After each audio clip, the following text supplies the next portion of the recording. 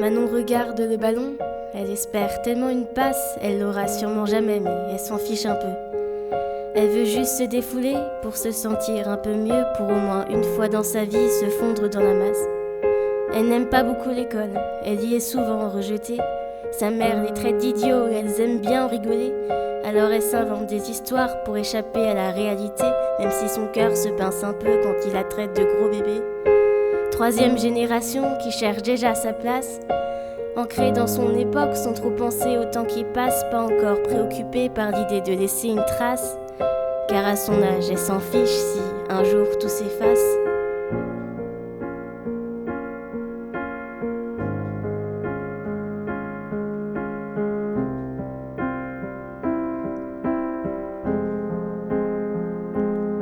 Sandrine regarde le bureau et toutes ses factures impayées. Pour la toute première fois, elle a du mal à joindre les deux bouts. En ce moment, c'est dur, elle voit un peu le mal partout, car elle voit pas comment elle a pu autant se laisser dépasser.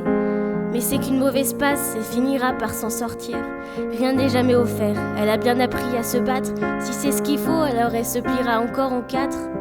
Parce que la vie est belle, alors elle veut garder le sourire.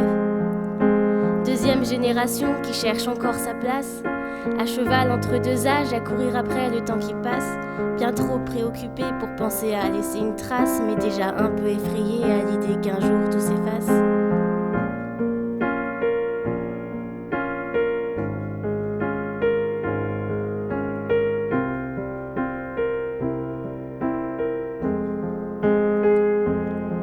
Annie regarde par la fenêtre ce qui un jour était sa vie, même si, pour être honnête, elle a un peu oublié ce que c'était.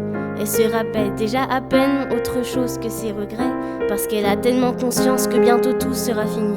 Elle n'a pas peur de la mort, mais seulement tant de questions qu'elle aurait pu se poser plus tôt si seulement elle avait su.